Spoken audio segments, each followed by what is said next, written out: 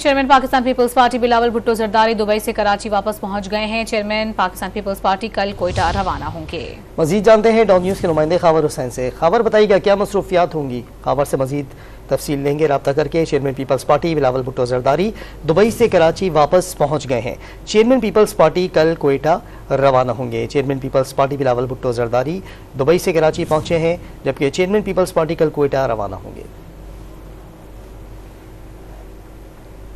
Chairman Pakistan Peoples Party Bilawal Bhutto Zardari Dubai से कराची वापस पहुंच गए हैं। चेयरमैन पाकिस्तान पीपल्स पार्टी कल कोयटा रवाना होंगे।